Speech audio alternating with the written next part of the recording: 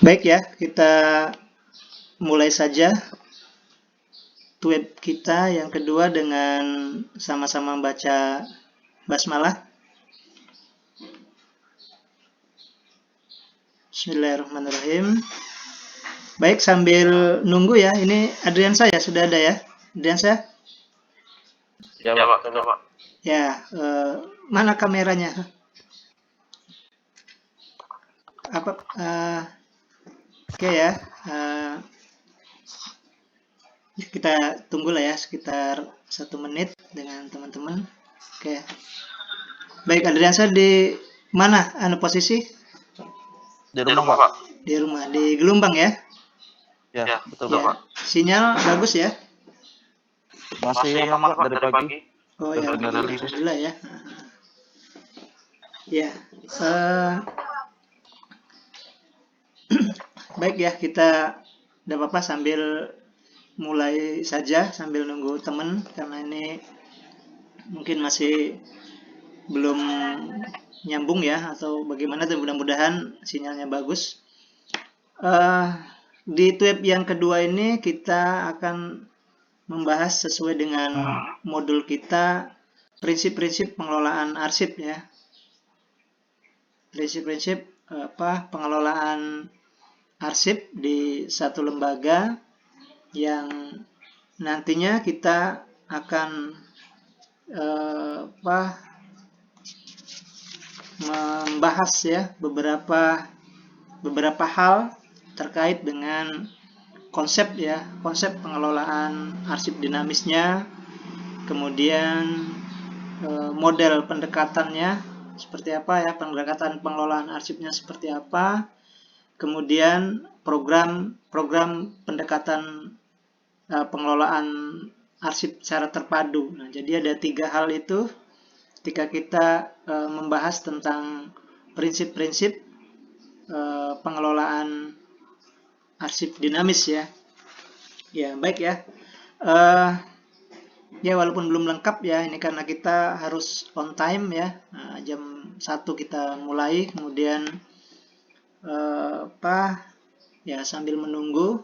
Nah, ini ada berapapun pesertanya ya, kita akan berjalan ya. Ini kalau kita lihat di e-learning Bapak, memang ini bentar ya Bapak, sambil kita nunggu ya, karena ini sambil ngelihat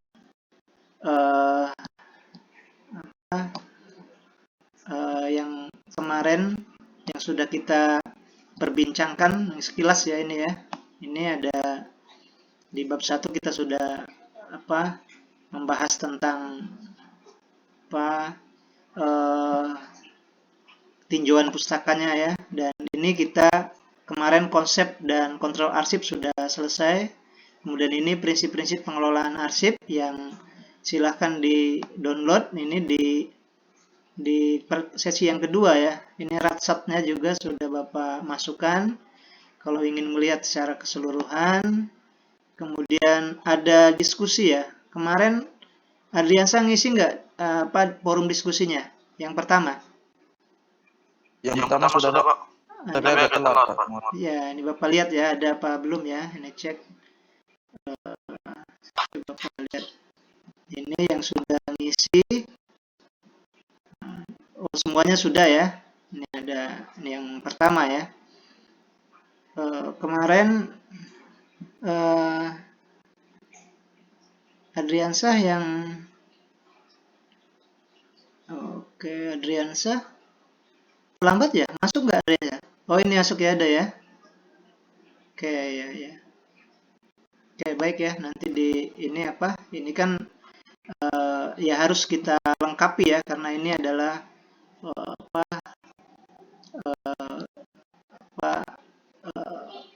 sub-sub yang harus kita lengkapi semua yang ada di UT. Bahkan untuk merekam juga Bapak buat ini, tapi ini kayaknya tidak maksimal kalau di ini ya. Makanya Bapak ini hasil perkuliahan kita juga silahkan bisa dilihat di web 1 nih ya, rekaman videonya boleh dilihat ya.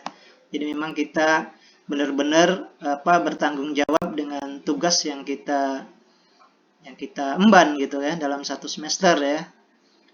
Baik, ini kita di tab yang kedua ini ya, sambil nunggu teman ini menjelaskan pengertian pengelolaan arsip dinamis ya, nanti fungsi pengelolaan arsip, kemudian peran pengelolaan arsip, manfaat pengelolaan arsip dinamis ya, prinsip-prinsip pengelolaan arsip dinamis, kemudian metode pendekatan pengelolaan arsip, program pengelolaan arsip terpadu, penyusunan program arsip terpadu, kemudian ini dukungan dan keberlanjutan pengelolaan arsip terpadu, ini bagiannya ya, sub-subnya, peningkatan layanan arsip dinamis, kemudian peningkatan pengembangan pendidikan ini ya, pendidikan profesionalnya, dan pengembangan perluasan profesi kearsipan. Nah ini dalam kurang lebih 2 jam kita hari ini kita perbincangkan bersama terkait dengan prinsip-prinsip pengelolaan arsip ini. Kemudian juga ini Bapak siapkan kolom diskusi ya, ini sudah Bapak siapkan, kemungkinan nanti tinggal diisi ya, diisi. Nah, untuk hari ini sambil berjalan atau nanti kita ini ya, tetap nanti Bapak cek karena itu sebagai bagian dari penilaian ya, nilai kita untuk keaktifan juga ya untuk diskusi duanya. Nah itu ya, ini sekilas, kemudian kita juga nanti ngelihat presensi kehadirannya. Ini yang pertama ini yang sudah baik di awal ya, ini Bapak juga cek biar ini dulu Adriansa ya, Ya, Pak. kemudian siapa lagi yang sudah hadir nih? Adriansa. Oke, ya nanti sambil berjalan ya, ini Bapak simpan dulu satu orang. Oke, ya, baik. Oh ini sudah ada sebagian yang sudah ini ya, ada 4 orang ya, alhamdulillah. Baik, kita mulai saja ya. Ini karena sudah mewakili, karena kita kan 9 orang ya, ini sudah 60% lah ya, sudah 45% ya. Baik, tema kita adalah prinsip pengelolaan arsip ya, prinsip-prinsip pengelolaan arsip.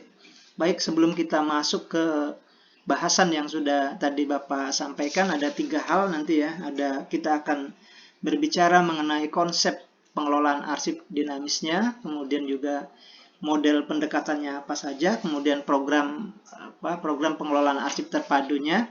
Kita akan pahami dulu makna dari prinsip pengelolaan arsipnya, itu ya, baru kita bisa berbicara atau bisa mengembangkan ke bagian-bagian lain yang sebagai pengembangan dari tema yang kita usung ini ya, yang memang sudah disiapkan oleh UT di modul kita ya, prinsip-prinsip pengelolaan arsip. Baik, pertama kalau kita lihat judul dulu itu prinsip ya. Nah, ini prinsip ini kalau kita maknai secara umum ya, bisa dilihat di KBBI kemungkinan ya, bahwa prinsip itu adalah azas ya. Nah, azas itu adalah kebenaran yang dijadikan pokok dasar. Jadi kebenaran yang dijadikan pokok dasar. Ini kita bicara secara umum dulu ya, baru kita masuk ke arsip. Ya kenapa arsip punya prinsip gitu. Jadi arsip juga punya asas, punya kebenaran ya, kebenaran yang dijadikan dasar untuk berpikir dan bertindak. Nah, itu ya. Jadi kalau kita orang punya prinsip, nah berarti orang itu mempunyai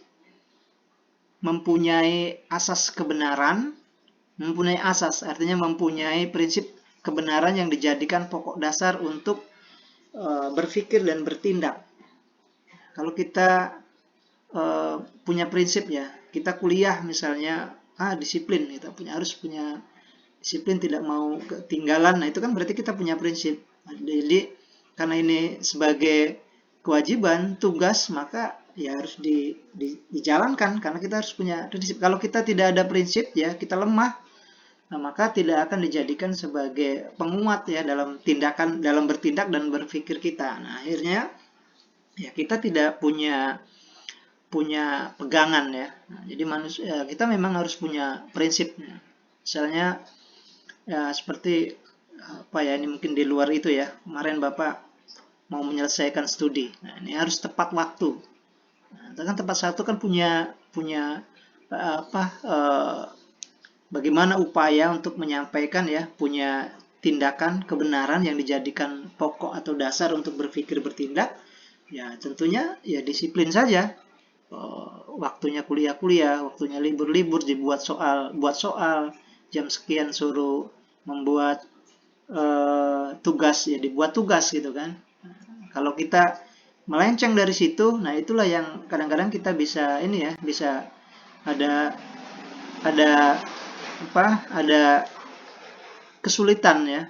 Waktunya kita mengerjakan diskusi misalnya kan tidak dikerjakan. Nah, begitu waktu tidak diskusi kita kerjakan, maka itu yang prinsip-prinsip seperti itu yang juga harus dibuat atau dimiliki oleh lembaga kearsipan ya, pengelola arsipnya. Nah, jadi apapun yang kita bahas nanti ya, nah ini kan ada tiga bahasan ya,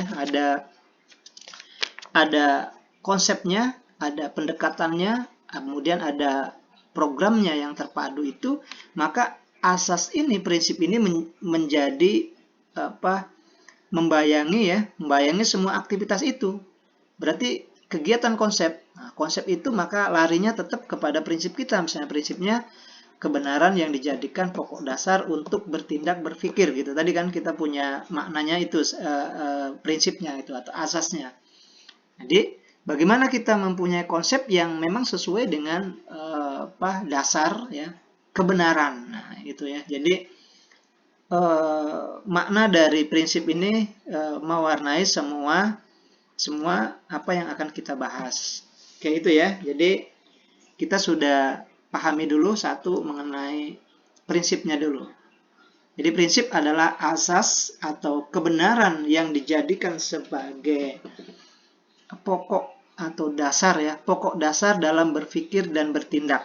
Nah, itu ya. Jadi ya kita harus punya prinsip gitu kan. Oke, gitu ya.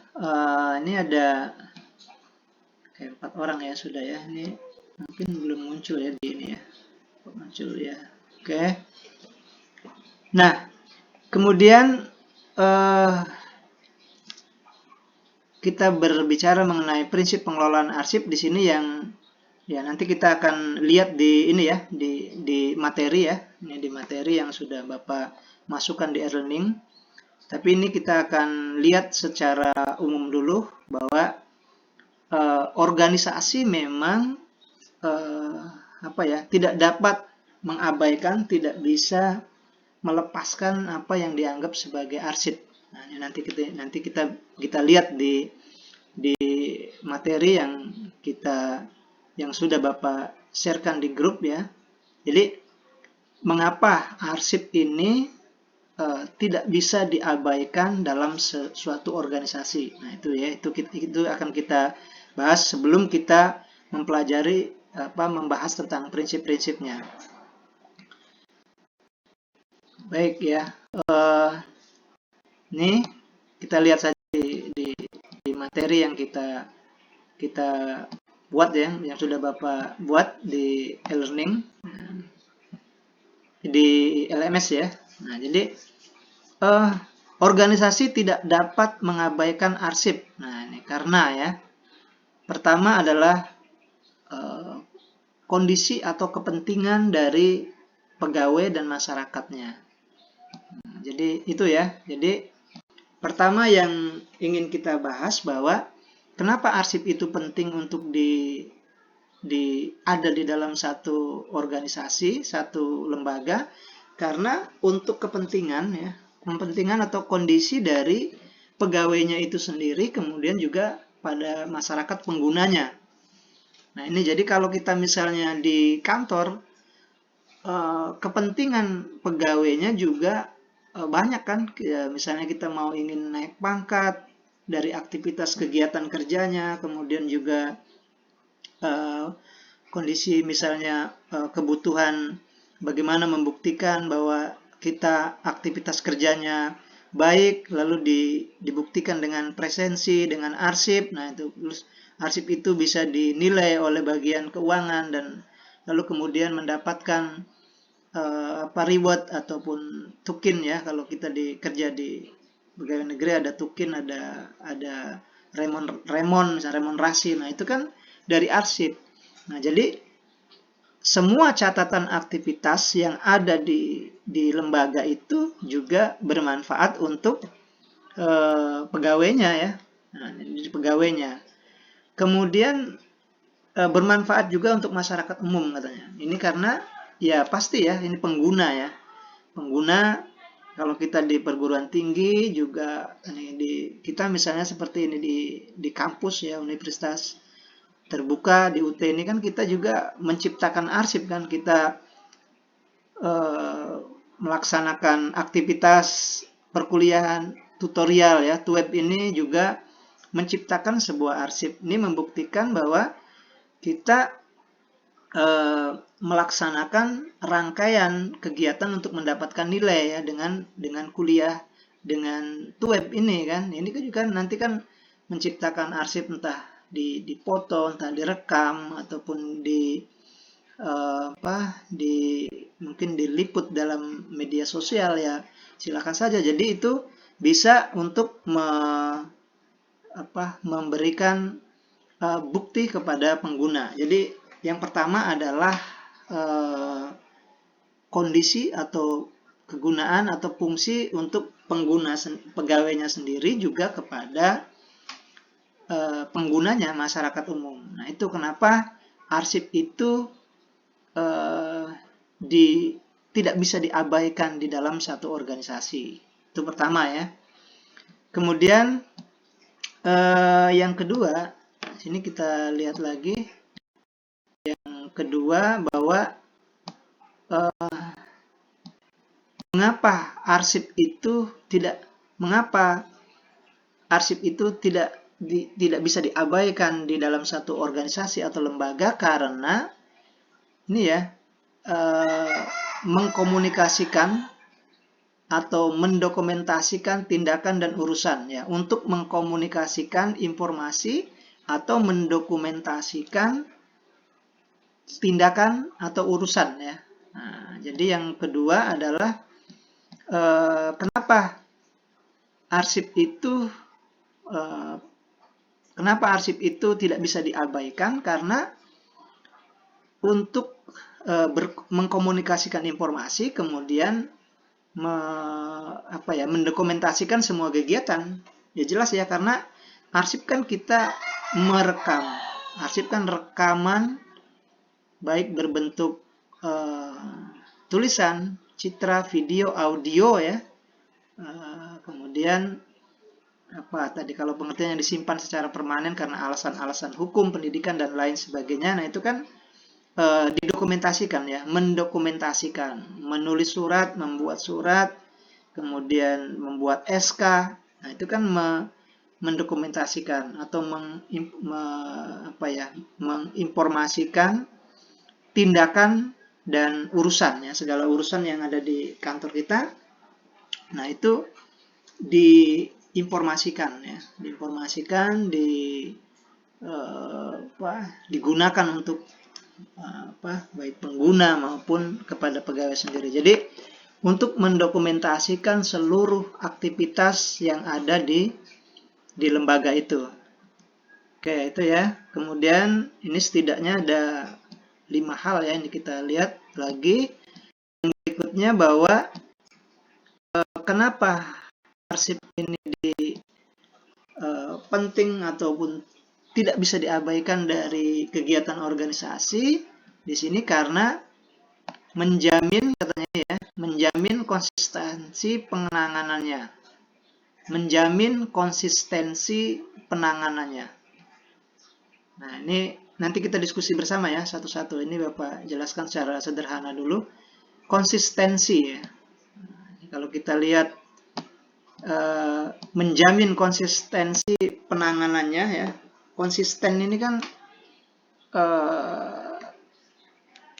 apa konsisten kalau dalam KBBI ya, kalau kita lihat di KBBI, mungkin kalau ada yang KBBI ya, konsistensi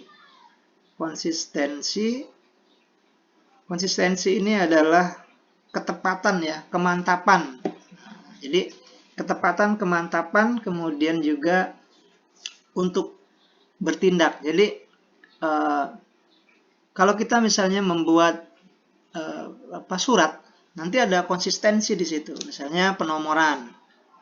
Penomoran itu misalnya pertama kita akan melihat derajat suratnya. Nah, misalnya biasanya kalau ada surat itu ya B, di depannya itu ada strip ya. B itu derajat suratnya. Misalnya surat ini biasa, rahasia, atau misalnya apalagi kalau biasa tapi bahasa Inggris biasanya biasa, Inggris ada E-nya ya. Terus memorandum misalnya.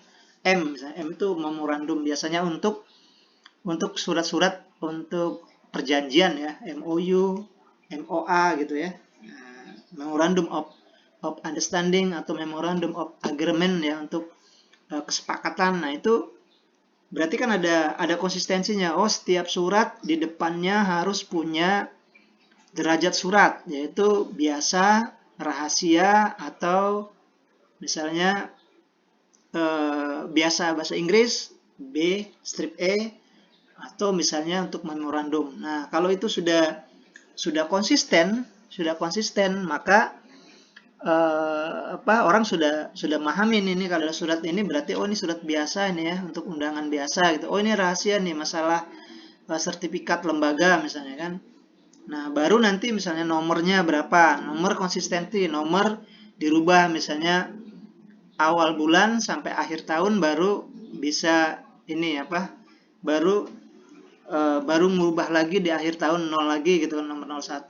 Nah, baru kemudian garis miring misalnya lembaganya. Nah, kalau misalnya UIN titik 09 karena UIN di yang ke-9 UIN Raden Patah. Kalau UT misalnya mungkin UT titik berapa gitu ya. Palembang misalnya UT UPBJ Palembang misalnya garis miring, klasifikasinya nanti baru bulannya, baru tahunnya. Nah, itu konsistensi sederhana misalnya itu hanya penomoran. Nah, itu juga sudah dijadikan dijadikan sebagai kesepakatan yang konsisten yang kita lakukan, tidak boleh dirubah-rubah. Nah, itu di sini ya, berarti adanya surat itu tidak bisa diabaikan supaya kita punya konsistensi ya, konsistensi. Nah, ini belum lagi misalnya format suratnya seperti apa ya, kemudian yang lain-lainnya juga itu bisa menjadikan lembaga itu punya konsisten dalam melakukan aktivitasnya. Oke, baik, yang selanjutnya ini Bapak cekkan lagi di ininya ya, di materinya. Jadi kita sudah ada 2 ya, kenapa ada 3 macam kenapa surat itu tidak bisa diabaikan dari aktivitas, karena satu, untuk kepentingan lembaga ataupun kepentingan pegawai ataupun misalnya penggunanya ya. Kemudian kedua, ingin mendokumentasikan. Yang ketiga, punya konsistensi ya. Nah, agar kita punya konsistensi, baru kemudian yang ke ini selanjutnya ini merencanakan masa depan. Oke ya. Jadi merencanakan masa depan ini lembaga tentu kalau kita dalam aktivitasnya itu ada rencana jangka pendek, jangka panjang ya. Pembangunan saja ada pembangunan jangka pendek, jangka panjang 5 tahun sampai 15 tahun misalnya gitu pemerintah ya. Kalau kita arsip nanti ada jangka pendek, jangka panjang. Nah, terus direncanakan. Nah, perencanaannya tentu ya kita dokumentasikan dengan arsip kan. Nah, jadi dengan arsip itu kita diuraikan ya, narasinya seperti apa, dalam 1 tahun mau seperti apa ya, itu mungkin di rencana pengembangan lembaga. Nah, itu juga kan di arsip ya, butuh diarsipkan. Kalau kita tidak diarsipkan, kita akan kesulitan ya. Atau minimal kalau kita mau dalam rencana 1 tahun itu sudah ada RKA gitu ya, rencana kegiatan apa ya dalam 1 tahun ya gitu. Kita dengarnya seperti itu ya. Jadi kantor harus setiap bagian harus membuat RKA. Apa saja yang mau dilaksanakan dalam 1 tahun. Kalau misalnya di lembaga, mungkin di UT ini ya dalam 1 tahun ini, oh ternyata ada 2 kali tutorial misalnya kan, tutorial 2201, 2021, 2022 misalnya kan, 1 tahun. Dalam satu semester itu apa saja yang dilakukan. Nah, itu kan direncanakan seperti apa ya. Webnya tanggal berapa, aktivitas ini tanggal berapa. Nah, itu akan kita rekam dengan arsip. Maka arsip di sini memang butuh ataupun sesuatu yang tidak bisa diabaikan. Baik, yang terakhir yang kelima ini ya. Ini yang kelima, nanti baru kita diskusi bareng ya. Yang kelima, kalau kita lihat di materi itu, kenapa arsip tidak bisa diabaikan dalam satu lembaga?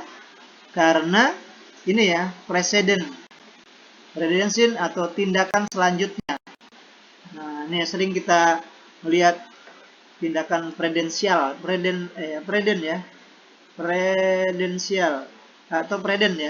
atau model tindakan selanjutnya. Nah, ini mungkin lebih luas lagi dari rencana ya.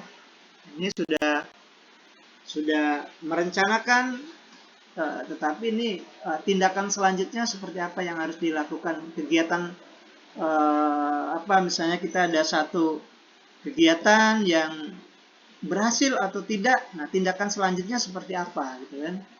Nah, lembaga misalnya entah lembaga bisnis, lembaga akademisi, nah itu di organisasi nanti bagaimana tindakan prudensialnya, tindakan lanjutannya seperti apa. Ada persoalan, ada keuntungan dan lain sebagainya. Nah, itu bagaimana tindak lanjutnya. Baik, itu ini ya, baru secara umum Bapak sampaikan. Kita diskusi ya, diskusi sedikit sebelum kita lanjut ke konsepnya ya, Ini kita baru bicara masalah prinsipnya. Jadi prinsip atau azas ya, prinsip itu azas tadi sudah Bapak sampaikan. Ini Bapak Bapak closingnya ya, disimpulkan bahwa prinsip adalah azas atau tindakan ya, atau kebenaran yang didasarkan pada pokok dasar untuk berpikir dan bertindak secara umum. Nah, kalau dimasukkan dalam satu kearsipan juga berarti kan tindakan apa yang harus dilakukan ketika kita membuat sebuah arsip. Nah, lalu kemudian dengan seperti itu, arsip ini penting untuk di satu lembaga. Jadi lembaga tidak bisa mengabaikan adanya arsip ya. Lembaga tidak bisa mengabaikan adanya arsip karena pertama, manfaat untuk sendiri, untuk kondisi atau kepentingan baik sendiri maupun ke pengguna, baik pegawai maupun penggunanya. Kemudian juga yang kedua, mendokumentasikan tadi ya, sudah Bapak sampaikan, mendokumentasikan, kemudian menjamin konsistensi, kemudian merencanakan masa depan dan tindakan-tindakan apa saja yang harus dilakukan, yang kita rekod ya, untuk menyelesaikan sebuah persoalan. Baik, dari uraian singkat itu, nah ini sambil kita presensi ya, ini Bapak tanya satu-satu ya, ini baik, Bapak sharekan presensinya. Ini ada berapa orang ya, sambil berjalan kita Bapak absen sambil menjelaskan kembali apa yang sudah Bapak sampaikan ya. Baik, pertama ini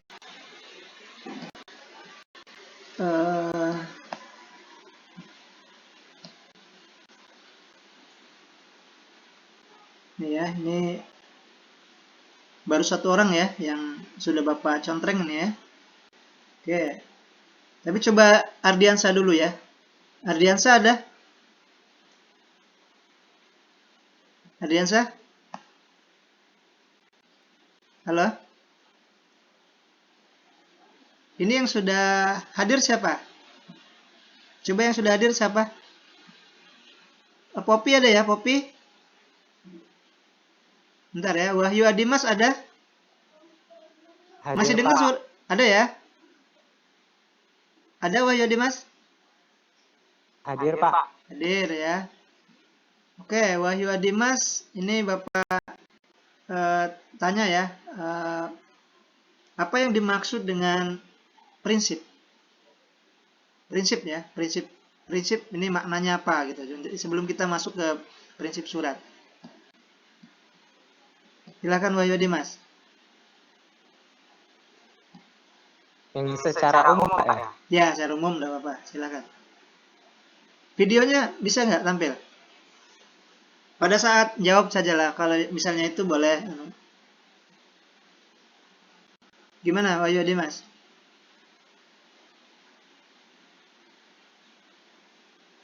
Ya, silakan. Suaranya ya, masih mute. Prinsip adalah asas atau tindakan kebenaran yang digunakan sebagai pokok dasar dalam berpikir dan bertindak. Maksudnya gimana itu? Kalau dalam kehidupan misalnya ya, ini berpikir dan bertindak, maksudnya seperti apa? Kalau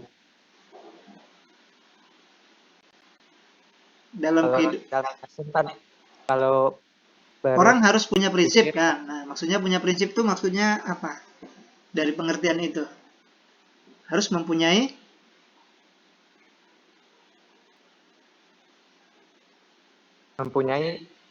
itu konsisten, Pak, atau ketepatan dalam bertindak. Ya, punya pedoman juga bisa ya. Konsistensi, punya pedoman. Kalau kita mau kuliah ya konsistensi, disiplin. Nah, itu prinsip ya. Jadi kita punya prinsip, punya apa ya, tindakan untuk berpikir, bertindak sesuai dengan keyakinan yang kita punya. Kalau kita prinsipnya punya prinsip kita harus soleh misalnya, kita harus menjadi orang yang soleh. Nah, itu prinsip ya. Berarti kan nanti mewujud ke dalam tindakan kita sehari-hari ya. Nah, kalau dikaitkan dengan arsip, artinya tindakan itu kita combine dengan arsip gimana? Berarti setiap melakukan tindakan arsip harus bagaimana? Aktivitas kearsipan berarti kan? Nah, dilarinya ke arsipan. Berarti setiap pengelolaan harus punya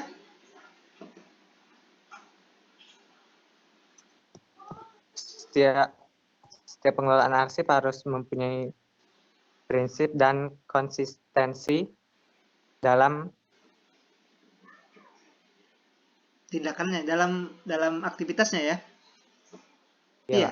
Iya, artinya kan tadi tinggal kalau Dimas sudah mengatakan bahwa prinsip adalah konsistensi, berarti kan semua aktivitas persuratan harus mempunyai konsistensi ya, mempunyai dasar, mempunyai ketentuan, mempunyai aturan yang sudah dibuat dan kita yakini itu benar. Oke, baik itu ya, Wahyu Dimas. Oke, terima kasih. Kemudian kita akan ini lagi Risa. Risa ada? Hadir, Pak. Ayo Dimas, Risa ya. Oke, Risa, mengapa salah satu kenapa arsip itu tidak bisa diabaikan adalah untuk kepentingan pengguna dan pegawai sendiri. Nah, apa maksudnya? Mana kameranya?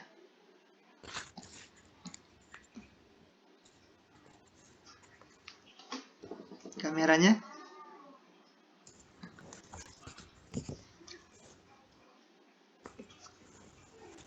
Bentar, Pak. Ya. Kenapa arsip penting untuk pegawai dan orang lain dan pengguna gitu aja. Ini jawabannya umum saja ya, tidak harus ini ya. Kenapa sih arsip itu penting untuk pegawai gitu kan? Kenapa arsip penting untuk pegawai?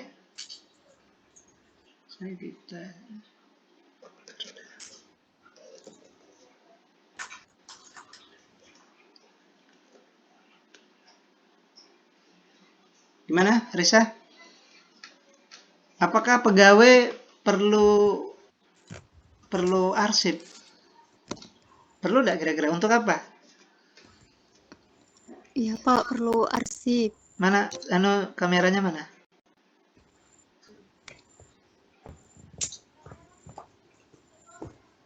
Pegawai perlu arsip. Untuk apa? Ini kalau di materi silakan dibuka ya. Ini kita di sini ingin mengembangkan pemahaman kita saja kan. Kalau itu sudah Bapak rangkum kok ya. Di modul pun di rumah pun bisa baca ya. Tapi ini kita akan kembangkan dengan pemahaman kita terhadap satu materi itu ya. Nah, itu mungkin gunanya kita tutorial itu biar kita memahami dengan bahasa kita ya. Karena kalau dengan masih bahasa buku ini ya kita akan kesulitan ya. Bapak berkali-kali menyampaikan kita pahami dengan maksudnya itu dengan kondisi di lapangan, kemudian dengan bahasa kita kalau bisa kan. Jadi begitu kita kayak gini memang dalam tulisannya misalnya kondisi atau kepentingan untuk pegawai dan masyarakat gitu kan. Nah, ini maksudnya apa? Nah, gitu kan. Itu kan artinya kita memahami dengan bahasa kita kan. Silakan Risa.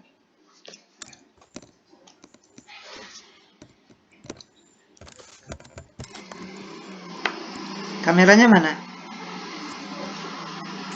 Ya. Kenapa arsip penting untuk pegawai dan masyarakat? Untuk pegawai dulu gimana? Karena pegawai itu, nah gitu kan?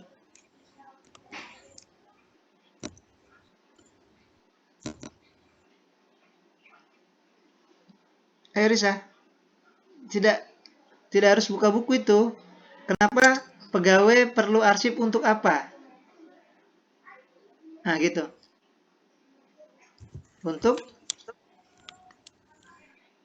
Risa pegawai di mana? Sudah kerja belum? Hah? Belum pegawai. Belum pegawai, belum bekerja ya.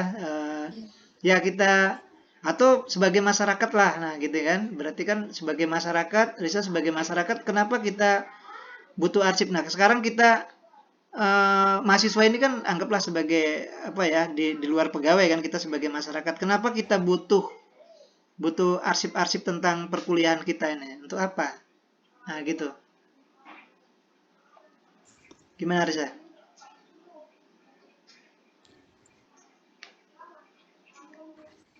Kenapa butuh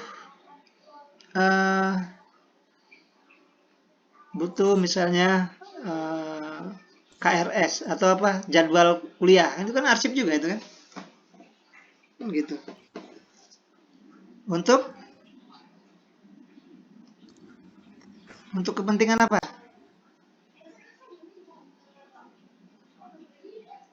Bisa Risa? Coba. Atau misalnya apa ya, kita tadi kan Bapak sampaikan kenapa arsip itu sangat penting untuk apa gitu kan.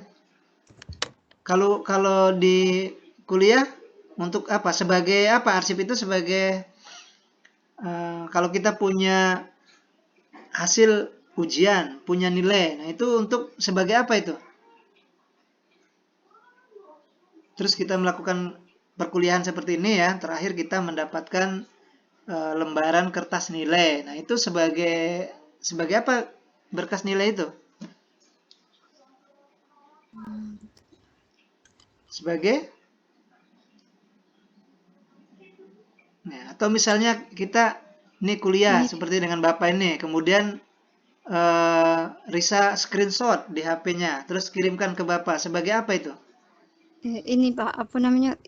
Kalau misalkan pegawai kan arsip itu untuk fasilitas-fasilitas yang ada dokumen-dokumen itu disimpan. Ya, untuk apa? Supaya setiap kegiatan didokumentasikan kemudian disimpan ya. Ya. Oke, baik. Terus kalau untuk masyarakatnya? Untuk keperluan misalnya mau buat di rumah di Pak RT minta surat atau minta surat keterangan membuat KTP misalnya kan. Itu kan sebenarnya kan mau membuat arsip juga kan. Nah, itu apa gunanya kalau di lembaga tadi sudah sampaikan untuk biar semua aktivitas itu didokumentasikan terus disimpan. Kalau di masyarakat juga sama ya. Gimana? Di masyarakat sama atau tidak? Untuk digunakan untuk apa?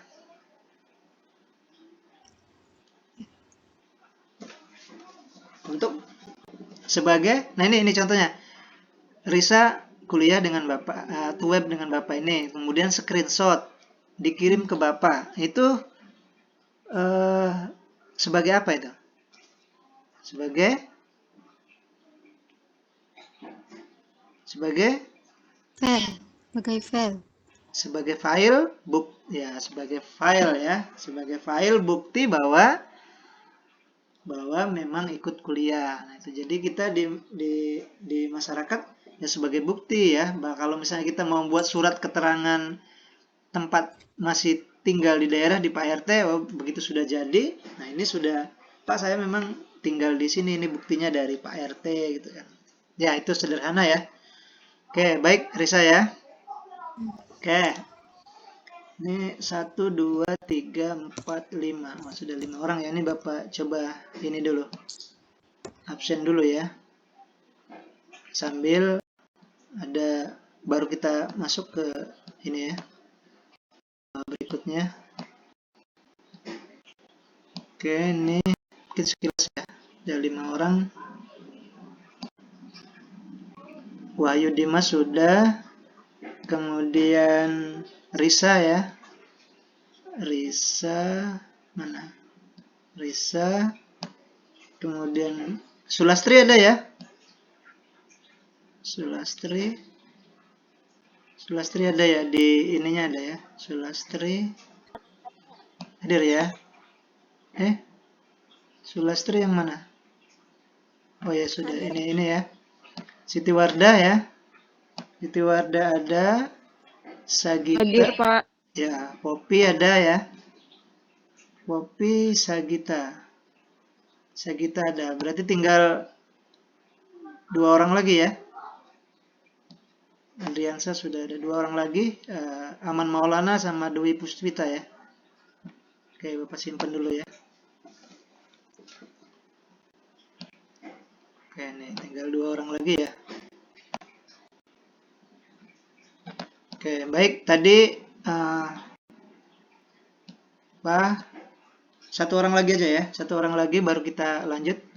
Mungkin dari Siti Wardah ya. Siti Wardah. Halo Siti Wardah. Ya, halo Pak. Ya, Siti Wardah ya. Baik, ini tadi ada salah satunya sudah disampaikan kenapa kenapa arsip itu penting untuk lembaga. Itu aja ya. Ini berarti merangkum keseluruhan. Kenapa arsip itu tidak bisa dilepaskan dari lembaga. Tadi ada berapa macam tadi ya? Atau ini jawab secara umum saja. Kenapa arsip itu penting untuk lembaga? Oke, kenapa organisasi atau lembaga tidak bisa mengabaikan arsip? Karena yang pertama itu untuk keperluan bagi pegawai atau kepentingan masyarakat. Yang kedua itu untuk melaksanakan bisnisnya. Yang ketiga itu untuk menginformasikan atau mendokumentasikan bagaimana mereka bertindak pada suatu urusan. Dan yang terakhir itu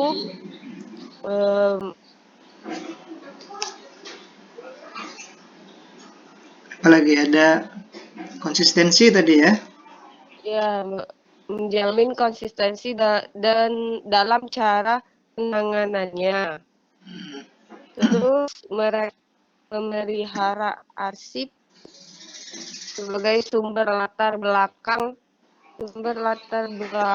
informasi untuk membantu merencanakan masa depan. Ya, untuk merencanakan ya. Yang terakhir, Merencanakan masa depan serta sebagai presiden atau model untuk tindak selanjutnya. ya.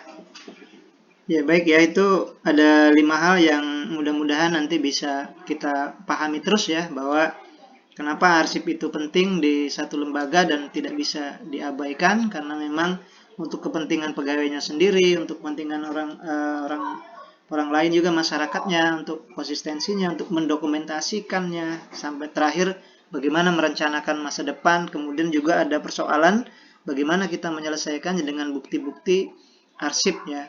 Karena arsip kan sudah diartikan sebagai memiliki kekuatan hukum, kekuatan lain ya, kalau kita sudah dijadikan didokumentasikan, mengandung sejarah dan yang lain-lain.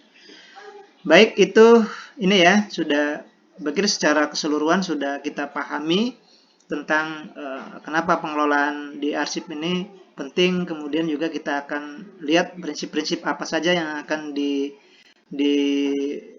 dilakukan atau yang harus kita lakukan dalam satu lembaga. Nah, seperti yang Bapak sampaikan di awal bahwa ini kita ada 3 hal yang harus kita selesaikan ya. Jadi pertama adalah, sebelum kita nanti masuk ke prinsipnya ya. Yang pertama adalah konsepnya. Konsep, kalau di modul itu kita lihat konsep pengelolaan arsip dinamis ya. Kemudian kedua, model pendekatannya apa. Kemudian yang ketiga, bagaimana program terpadu ya, bagaimana program terpadunya. Nah, kita langsung saja ke materi yang sudah Bapak buat di ini, kita bisa diskusikan bersama. Ini ya. Baik, kita langsung ke konsepnya ya. Konsep pengelolaan arsip dinamis. Ini kalau kita arsip dinamis, di pertemuan pertama kita sudah belajar salah satu dari arsip dinamis, yaitu arsip aktif ya, dinamis, aktif dinamis ya. Nah, itu jadi bagian dari arsip dinamis ini kan ada 2, ada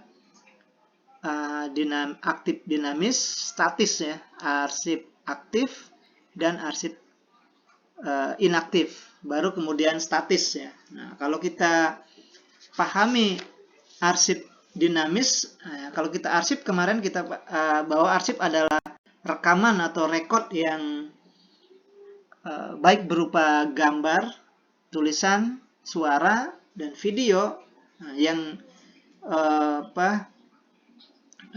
memiliki nilai guna ya dalam satu lembaga. Nah, kemudian disimpan karena alasan hukum dan pendidikan, sejarah, dan yang lainnya. Nah, kemudian kalau kita maknai aktif kemarin adalah arsip yang masih frekuensinya masih tinggi ya, kalau arsip aktif ya. Kalau arsip inaktif berarti sudah sewaktu-waktu saja, baru kemudian arsip dinamis. Nah, kalau kita maknai secara ini ya, secara umum, arsip dinamis itu adalah arsip yang memiliki nilai guna operasional ya, operasional dan hukumnya yang dibuat oleh organisasi. Jadi nilai guna operasional. Jadi masih aktif kan? Operasional nanti ada yang aktif, ada yang inaktif kan? Jadi arsip yang dicipta karena operasional ya, dalam rangka kegiatan operasional ya, yang masih dinamis, masih berubah-ubah ya, masih tidak statis. Kalau statis kan sudah tetap ya. Nah, jadi seperti itu memaknainya. Konsep arsip dinamis adalah arsip yang dicipta kemudian memiliki nilai guna operasional. Nah, itu ya. Jadi kita maknai secara sederhananya, yang memiliki nilai guna operasional. Nah, operasional itu yang kita harus ingat ya. Jadi kalau kita, apa sih arsip dinamis itu ya? Oh, arsip yang diciptakan yang memiliki nilai guna operasional. Itu aja memaknainya. Nah, operasional nanti bisa dikembangkan aktif, inaktif kan. Nah, gitu ya. Jadi kapanpun kalau kita boleh saja nanti membuat pengertian menurut konsep siapa gitu ya. Tapi intinya kita ingat bahwa arsip dinamis adalah arsip yang digunakan dalam kegiatan operasional gitu ya, memiliki nilai guna. Nah, berarti kalau dia statis, berarti arsip yang fokus kepada statis kan berarti kita sudah tidak operasional lagi itu ya, sudah tidak operasional, berarti fokus pada dokumen ya, dokumen yang bernilai sejarah dan penelitian. Jadi fokus pada dokumennya kalau di arsip statis tuh. Jadi arsip yang tidak lagi mengalami perubahan disimpan karena alasan sejarah, penelitian, pendidikan, dan yang lainnya. Nah, jadi arsip statis dia membicarakan dokumennya aja. Mana nih dokumennya, mana arsipnya. Nah, seperti itu ya. Jadi ketika bicara masalah arsip dinamis, ya arsip rekod biasanya rekod aktif, rekod inaktif gitu kan. Jadi masih dalam proses operasional. Nah, itu ya. Jadi ya bisa saja kalau di masyarakat kita memaknai arsip itu ya apapun yang ada baru ditulis sudah dikatakan arsip. Nah, kalau kita orang bidang kearsipan, oh ini baru rekod nih, baru arsip dinamis ya, arsip operasional, aktif, inaktif. Nah, baru nanti kalau fokus hanya dokumen yang sudah memiliki nilai guna melalui masa retensi ini sudah tidak digunakan lagi. Yang penting punya nilai sejarah, punya nilai pendidikan, nah baru disimpan. Nah, itulah jadi arsip statis. Nah, jadi itu ya. Jadi kita maknai arsip dinamis adalah arsip yang memiliki nilai guna operasional. Nah, gitu ya secara sederhananya. Baik, kita lanjutkan lagi.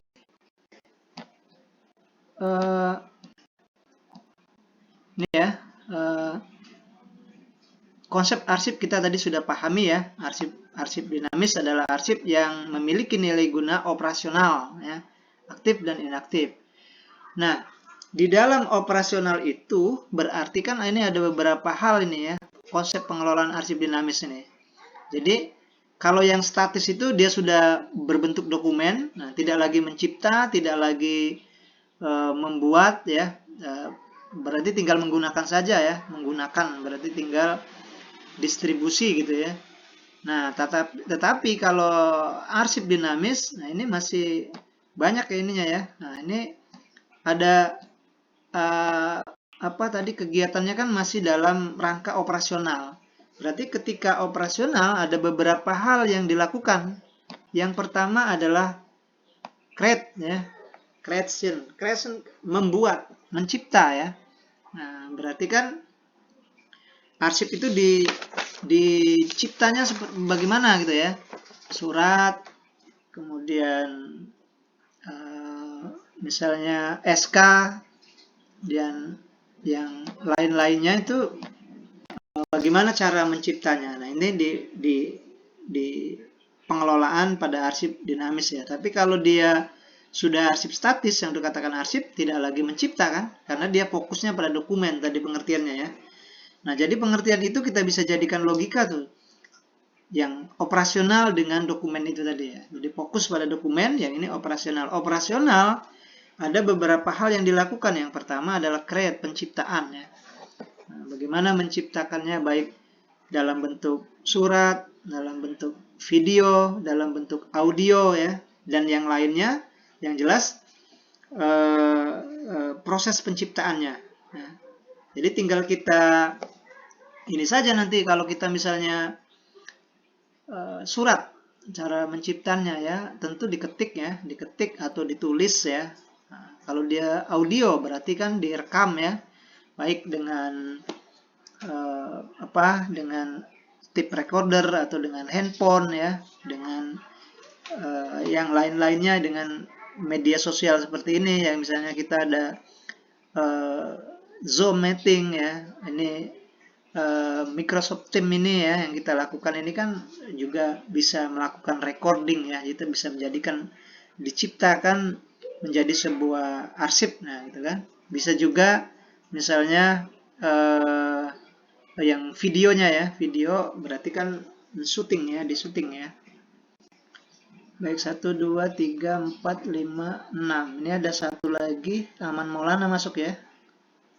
Aman Maulana ya. Karena ini Bapak ini aja deh, sekilas ya. Jadi itu ya, sambil kita berjalan tadi terkait dengan bagaimana menciptanya ya, mencipta arsip itu. Ini Aman Maulana masuk ya. Jadi tinggal Dwi Puspita ya, yang belum ini ya. Save. Oke. Berarti tinggal satu orang lagi ya, karena kita cuma 9 orang ya. Oke, sambil berjalan mungkin nanti kita bisa, mudah-mudahan bisa ini ya, entah sinyal entah seperti apa. Yang jelas ada komunikasi dengan ya, ke Bapak juga belum ada alasan tidak masuk ya, mudah-mudahan masih bisa nyusul. Oke, baik, yang selanjutnya tadi kita penciptaan ya, bagaimana mencipta arsip ya, baik dalam bentuk video, audio maupun gambar ya. Nah, kemudian bagaimana mendistribusikan. Nah, ini pengelolaannya ya, pengelolaan mendistribusikan. Yang kita buat itu, yang kita cipta itu didistribusikannya dengan apa ya? Nah, misalnya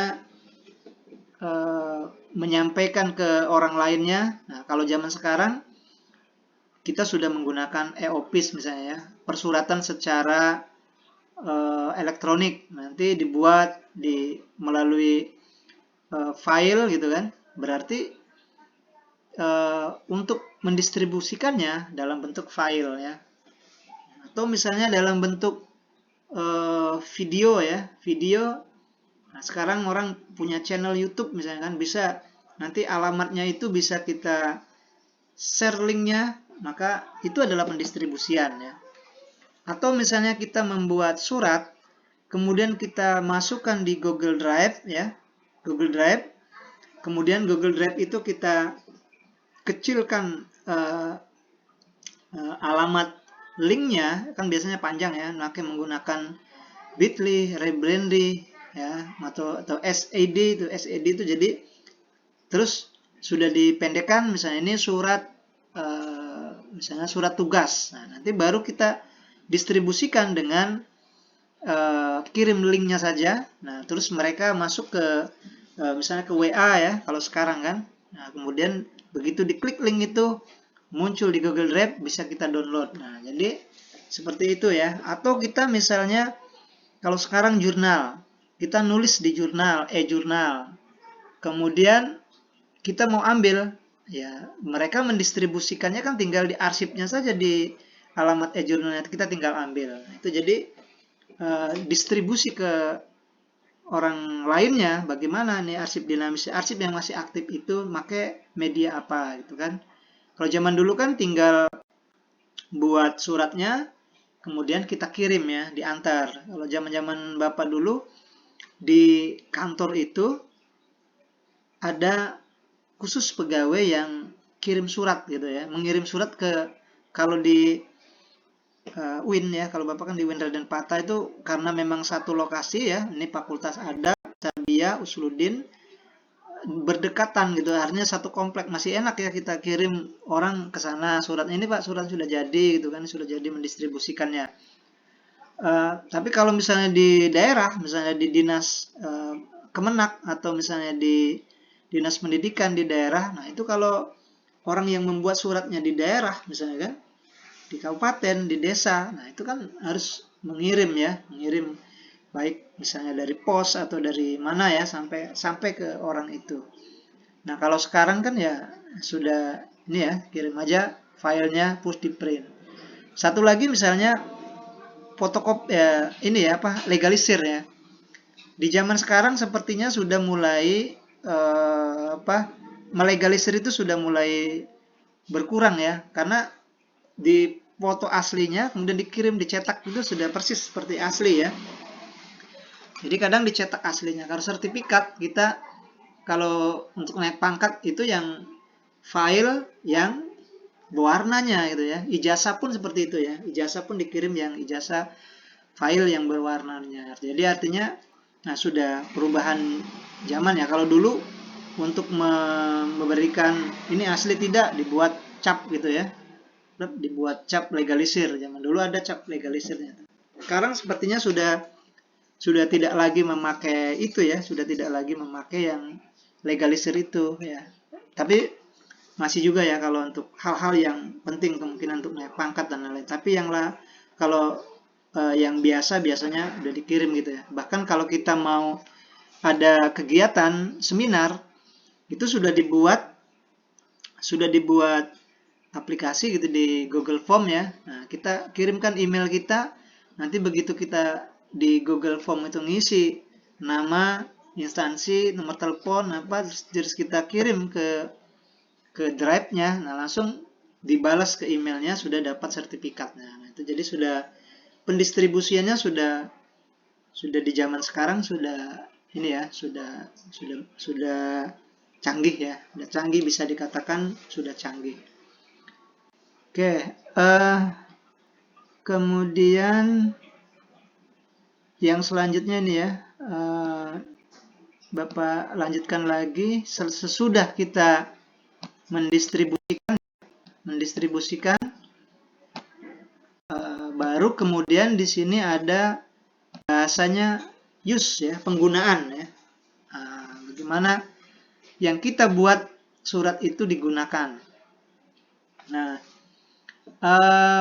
penggunaan ini ya tergantung dari jenis surat apa yang dibuatnya ya.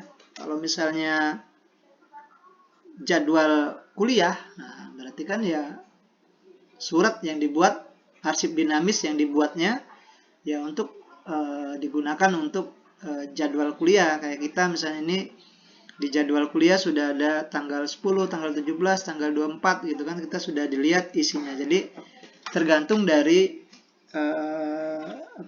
jenis suratnya apa gitu ya. Apakah dia SK, atau kalau SK berarti penggunaannya untuk apa? Oh ini misalnya untuk karena sudah naik pangkat ya, diamprakan kalau bahasanya. Kalau itu dikasihkan ke bagian keuangan untuk disesuaikan ya, disesuaikan golongannya supaya nilai gajinya bertambah misalnya kan, atau gaji berkalanya bertambah misalnya. Nah, itu jadi gunanya untuk apa? Sesuai dengan ini. Kalau sesuai dengan jenis suratnya. Kalaupun kita misalnya ijazah, sudah tamat nanti kuliah, oh berarti kan ijazah untuk melamar pekerjaan. Penggunaannya ya, penggunaannya untuk apa? Nah, ini bagian dari arsip dinamis masih ya, bagian dari arsip dinamis. Jadi sudah masih dalam tahap operasional gitu kan. Nah, itu jadi ini ya, operasional. Masih dalam tahap operasional, lalu kemudian kita memegang prinsipnya bahwa sesuai dengan sesuai dengan apa tadi yang asasnya ya, kebenaran yang berdasar untuk bertindak dan berpikir tadi ya. Jadi ini operasional yang punya prinsip, punya azas ya, punya azas kebenaran. Kalau ijazah berarti kan punya nilai kebenaran gitu kan.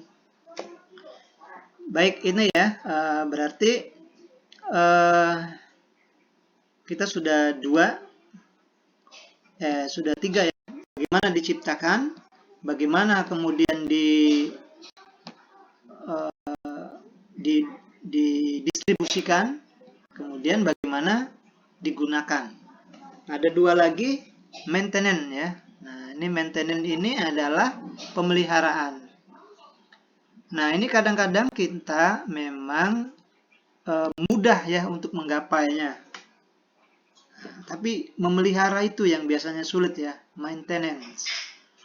Kita mengejar supaya menjadi lembaganya bagus misalnya kan.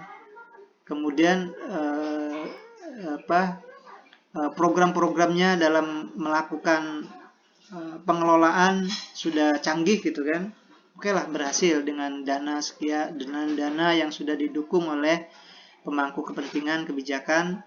Nah, begitu sudah jadi, nah ini maintenance ini yang pemeliharaannya ya. Jadi bagaimana untuk mempertahankannya itu, nah ini yang berat ya. Begitu juga arsip misalnya kan. Arsip sudah dicipta, nah bagaimana perawatannya? Nah, misalnya kita menciptakan arsip mikrofilm. Oke ya, kita ciptakan arsip di kantor kita. Zaman ini ceritanya masih zaman-zaman sebelum canggih sekarang, pakai mikrofilm, pakai kamera dipoto, setiap arsip-arsipnya dipotoi ya, seluruh dipoto, kemudian dinegatifkan, kemudian disimpan, digulung ya. Nah, gimana meliharanya? Nah, maka meliharanya harus dipelihara di tiap hari harus ada kena sinar matahari sedikit, kena angin gitu ya. Jadi nah itu perawatannya lebih besar, lebih susah ya. Kalau tidak dirawat, maintenance-nya ini rusak, berarti kan arsipnya kan. Nah, ini jadi arsip yang masih operasional. Nah, ini justru perawatannya yang susah ya. Jadi kalau biasanya lembaga yang memang benar-benar tahu fungsi kepentingan dari arsip, dia bisa mengeluarkan dana yang besar untuk maintenance ini, menyisihkan ya, supaya apa yang kita buat itu bisa bertahan. Baik, kemudian yang selanjutnya setelah maintenance ya, ada yang berikutnya adalah disposal ya. Disposal ini ya pembuangan atau penghapusan. Nah, ini disposal ini dalam rangka menuju ke arsip statis ya kan, karena ini masih dinamis, masih operasional. Pada saat lewat masa disposal ini, maka arsip ini benar-benar menjadi arsip yang dinamis, yang statis ya, benar-benar menjadi arsipnya. Jadi disposal ini dalam rangka dinilai nanti, oh ini yang kita buat di kantor masih punya nilai guna apa ya,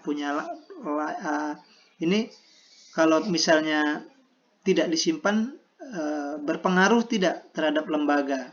Tapi kalau misalnya tidak berpengaruh, ya udah kita musnahkan ya, dibuang. Tapi begitu ada salah satu misalnya, oh ini SK ini penting misalnya kan, harus diarsipkan misalnya kan. Tapi proses pembuatan SK-nya juga kan masih surat menyuratnya itu kan. Nah, itu kalau misalnya tidak kira-kira nilai gunanya tidak begitu besar ya, nah itu bisa dimusnahkan. Nah, dalam disposal ini tentu ada mekanismenya ya. Nah, bagaimana misalnya harus ada berita acara. Yang jelas harus ada berita acara ya. Jadi kalau kita ingin memusnahkan ingin menyimpan, bahkan yang disimpan pun harus dibuat berita acara ya, dirapatkan dulu, kemudian baru dibuat berita acaranya, ditandatangani ya, siapa yang bertanggung jawab, pimpinan juga yang menguatkan ya, kemudian baru disimpan sebagai arsip statis. Nah, itu prosesnya ya. Jadi proses dari arsip statis itu bagaimana kita mencipta, bagaimana kita mendistribusikan, bagaimana kita menggunakannya, use ya, kemudian maintenance-nya dan disposal ya. Disposal bagaimana kita akan menilai arsip yang masih dinamis ini, operasional ini akan berpindah ke arsip yang statis. Oke. Baik, sebelum Bapak lanjut ke berikutnya ya. Nah, ini kita juga akan coba diskusi lagi terkait dengan bagaimana pengelolaan arsip dinamis ini ya, yang masih dalam operasional. Baik, Bapak tanya ke Aman Maulana ada? Aman Maulana? Ada Aman Maulana? Ada. Ya, mungkin kameranya ya, Bapak. Oke lah, kalau mungkin tidak bisa ditampilkan secara terus-menerus, ya ini Bapak pas waktu Bapak tanya saja ya. Ini sudah baru 2 orang ya, nanti semuanya harus kena Bapak tanya semua ya. Tadi yang sudah itu Siti Wardah, kemudian Wahyu ya, Wahyu Adimas, baru sama Risa ya, sama Risa baru 3 orang. Oke, ini Aman Maulana. Oke, ada Aman Maulana? Mana kameranya?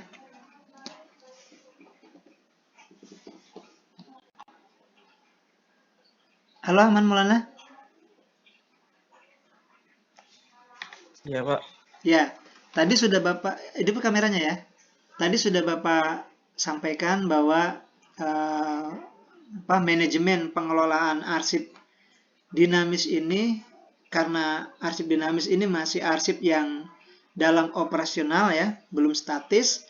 Untuk menuju statis itu ada beberapa rangkaian kegiatan ya yang dilakukan. Yang pertama ada penciptaan, mendistribusikan, kemudian menggunakan, maintenance, dan pengembangannya, disposal, pemusnahan ataupun disimpan. Nah, mungkin bisa diceritakan lagi sekilas ya bagaimana pengelolaan ini yang 5 hal itu. Arsip itu melalui tahap penciptaan itu maksudnya seperti apa, kemudian mendistribusikan seperti apa, kemudian menggunakan juga seperti apa, dan memelihara seperti apa. Terakhir, bagaimana membuang atau menyimpan ya, disposal ini. Mungkin sekilas saja merangkum ya. Kalau satu-satu nanti banyak, nanti baru kita masuk lagi ke materi berikutnya. Oke, silakan Aman Maulana. Semampunya saja ya. Ada beberapa itu. Pertama, menciptakan. Maksudnya ciptakan itu seperti apa gitu ya. Jadi seperti yang Bapak sampaikan, ini kita kalau mau baca ya baca kan teori materinya sudah ada. Tapi ini kita memahamkan dengan pemahaman kita saja, begitu ya. Silakan.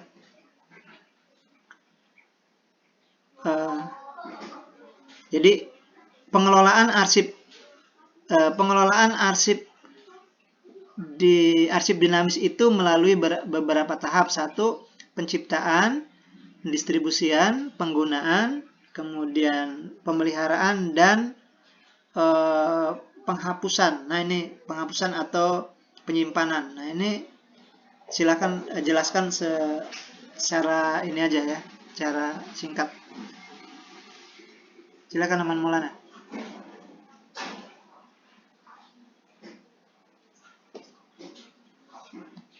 Halo?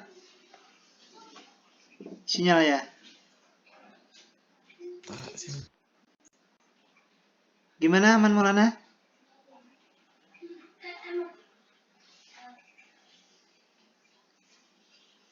Atau penciptaan arsip aja seperti apa? Penciptaan arsip itu dari penciptaan dulu mungkin ya. Maksudnya penciptaan arsip itu bagaimana?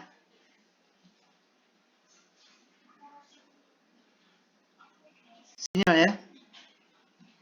Oke, sebelum Aman Maulana ini, mungkin ada yang bisa membantu dulu ya. Ini kayaknya sinyalnya ya.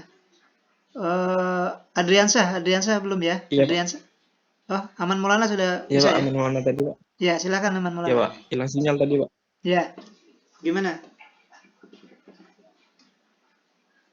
Kriteria yang dibuat atau diciptakan oleh lembaga atau perorangan.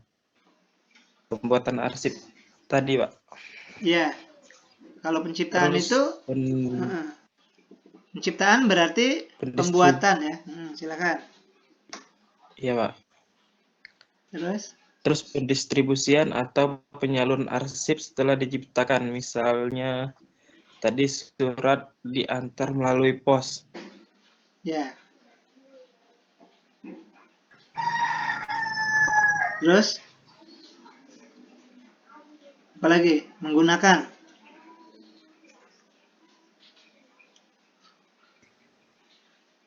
Kalau menggunakan gimana?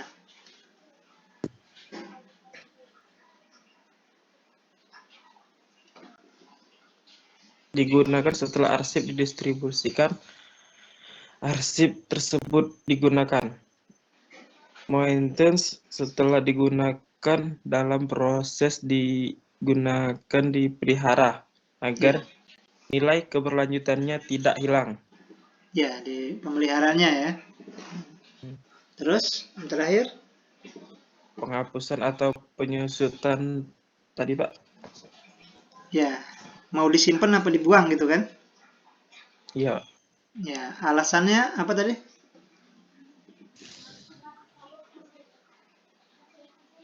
Nah, kenapa ada yang disimpan dan ada yang dibuang? Ya, misalnya ada yang sejarah tadi, Pak, atau penelitian yang harus disimpan misalnya. Kalau punya nilai guna baru kita simpan ya. Iya, Pak. Kalau tidak memiliki nilai guna, kemungkinan disimpan atau zaman sekarang tidak dibuang ya, dipoto dulu. Sejarah. Ya, difilekan dulu baru dimusnahkan. Nanti satu waktu juga bisa dicetak lagi karena memang untuk mengurangi dari tempat mungkin ya, karena bentuk fisik kan, mengurangi tempat dan yang lainnya. Oke, baik. Oke ya, sudah ya, kita selanjutnya kita akan lanjutkan lagi. Oke, terima kasih ya Man Maulana. Selanjutnya kita akan berdiskusi ya, berbincang mengenai prinsipnya ya. Ini yang penting ya, kita akan lihat prinsip-prinsipnya apa saja ya dalam mengelola arsip yang dinamis ini ya. Ini kalau kita lihat, ini kalau pengertian silakan baca sendiri ya. Pengertian arsip dinamis, kemudian pengertian pengelolaan arsip dinamis ini secara konsep ya. Ini yang penting kita adalah prinsipnya apa ya. Ini kalau fungsi ya tentu punya fungsi ya. Di sini ada fungsi apa di sini? Ada fungsi spesialis dan fungsi general. Oke ya, kalau kita membuat sebuah surat biasanya memang ada fungsi secara khusus ya, atau misalnya secara umum ya. Kalau kita membuat surat apa tadi, ijazah misalnya kan, berarti kan ini secara khusus dan umumnya ya tentu bermanfaat kan ini, atau mengkombin kedua-duanya ya. Nah, jadi ini seorang profesi arsiparis harus ya kombinasi keduanya. Ini kalau kita lari ke arsiparisnya kan ini ke orangnya ya. Orang harus punya kemampuan spesialis, kemampuan generalis. Kemungkinan ini kita bisa maknai sebagai kompetensinya ya. Nah, kan kompetensi kan begitu ya, punya skill, punya knowledge, punya kapasitas, capability, punya authority, kemudian baru punya kompetensi, baru konsistensi, baru general ya. Jadi seperti itu ya. Ini fungsi secara umum arsip, pengelolaan arsip ya. Baik kepada profesi, kepada orangnya, juga kepada dokumennya ya.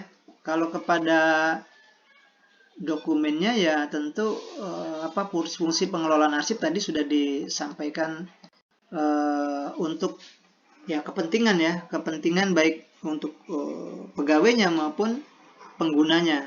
Tapi kalau misalnya kita lari kepada pegawainya, berarti kepada arsiparisnya ya. Kita punya pengelolaan arsip itu, di situ ada dua hal yang combine ya. Ada spesialis, punya kemampuan spesialis, dan juga kemampuan yang general ya, profesional general, yang tadi Bapak sampaikan bahwa arsiparis adalah kan pegawainya, kalau di lembaga kearsipan itu arsiparis yang memang benar-benar punya dari pendidikan, kemudian syarat ya, fungsional arsiparis. Kalau pegawai itu kan ada pegawai administratif, ada pegawai fungsional. Administratif ya pengelolanya ya, itu biasanya pengelola arsip. Nah, kemungkinan kalau kita di arsip itu ada dua ini ya, pasti ada dua jenis pegawainya. Satu yang pegawai administratifnya, pengelola arsipnya, yang kedua fungsional arsipnya yang namanya arsiparis. Nah, jadi naik pangkatnya berbeda ya. Kalau yang administratif biasanya 4 tahun sekali ya, tapi kalau dia yang fungsionalnya arsiparisnya itu 2 tahun, karena dia berdasarkan angka kredit kan. Angka kreditnya berapa kalau kita melakukan penyuluhan, melakukan kegiatan bimbingan. Nah, itu tugas bagian yang arsiparis. Tapi kalau sekarang kan di kantor, karena mungkin pegawainya yang terbatas ya, arsiparis itulah jadi pengelola kearsipannya juga ya. Sebenarnya kalau dilihat dari strukturnya itu nanti kan ada pengembangan ya. Nanti bagaimana melakukan penyuluhan, bagaimana melakukan pengembangan, sosialisasi dan lain-lain, itu tugas seorang arsiparis ya. Dia bisa memberikan pemahaman kepada masyarakat ya. Tapi bagian pengelolanya ada pengelola arsip. Nah, itu dari tingkat pendidikan saja sudah berbeda itu. Nanti kalau yang arsip itu dia yang pengelola biasa ya, kemungkinan bisa dari SMA atau misalnya dari S1 yang bukan ilmu arsip ya. Tapi kalau dia kearsipan, nanti fungsional arsip, dia harus minimal pendidikannya D4 ya, seperti sekarang misalnya kan, S1 atau D4 ya, D4 bidang kearsipan gitu kan. Atau misalnya dia non ilmu kearsipan tapi nanti ikut diklat ya, diklat arsiparis ya. Nanti dengan diklat itu maka dia disetarakan, nanti bisa menjadi fungsional arsiparis. Nah, itu ini ya, itu dari profesional, fungsi secara umumnya ya, secara untuk ke pegawainya ya.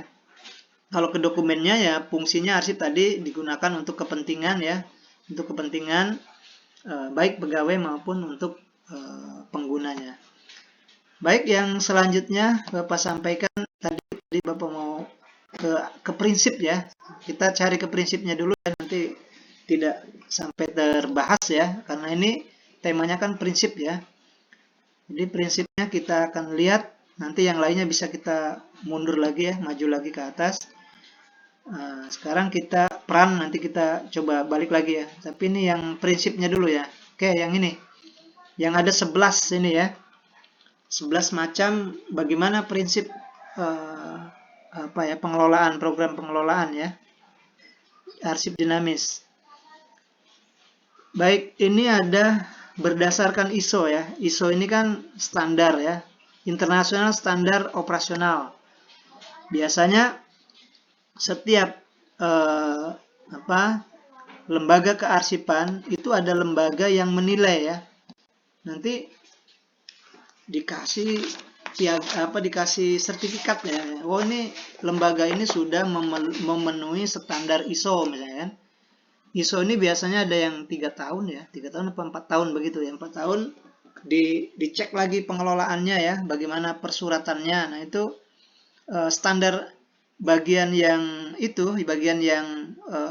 tim ISO ya, orang bilangnya ISO ya. Kayak kemarin juga kami di Winland Pata itu diaudit ya, diaudit bagaimana pengelolaannya. Nanti di bagian surat menyuratnya, bagian keuangannya, bagian kalau di perguruan tinggi kan berarti bagian di prodinya ya, program studinya ya, untuk bagaimana aktivitas belajar mengajarnya. Nah, itu di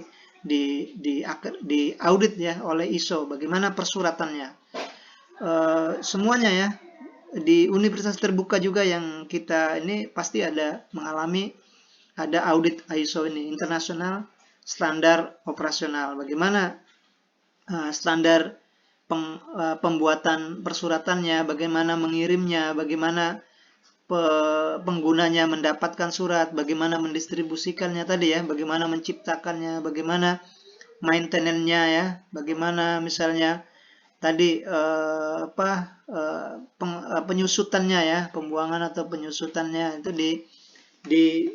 dinilai ya. Nah, ini kalau sesuai nanti ada nilainya, dikasih sertifikat. Oh, ini sudah memenuhi standar. Nah, biasanya sekarang seperti itu ya, ada tim standarnya. Nah, tim standar ini membuat berbagai macam beberapa hal atau beberapa prinsip ya terkait dengan pengelolaan arsip yang masih dalam operasional atau dinamis tadi ya. Nah, ini kita bisa lihat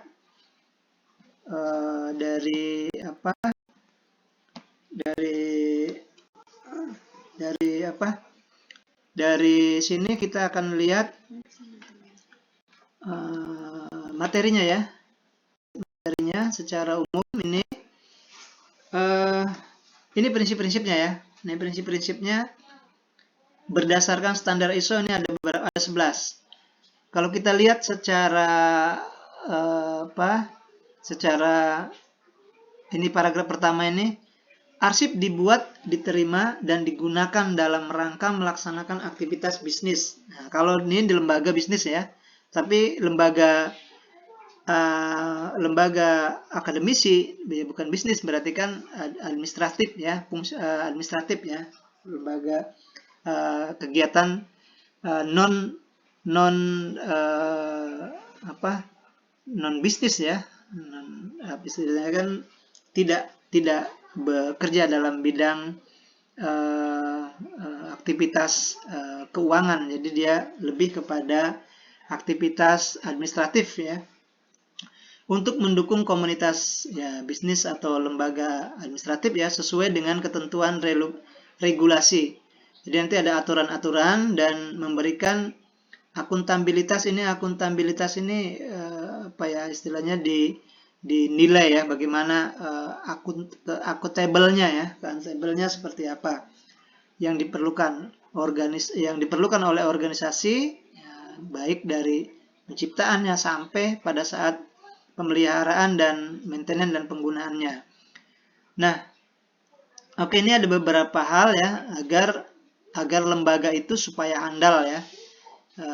Kemudian juga melindungi bagaimana integritasnya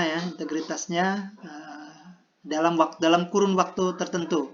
Nah, ini beberapa hal yang di dalam pengelolaan arsip dinamis ini yang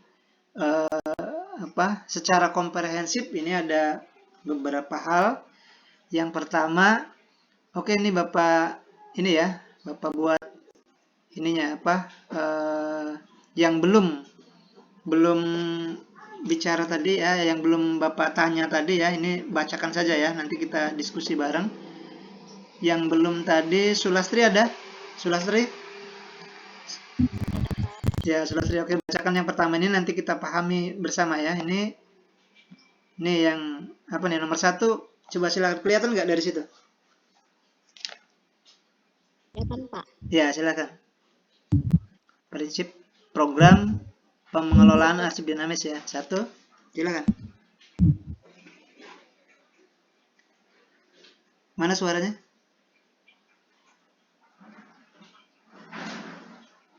Halo, Sulastri? Iya, Pak.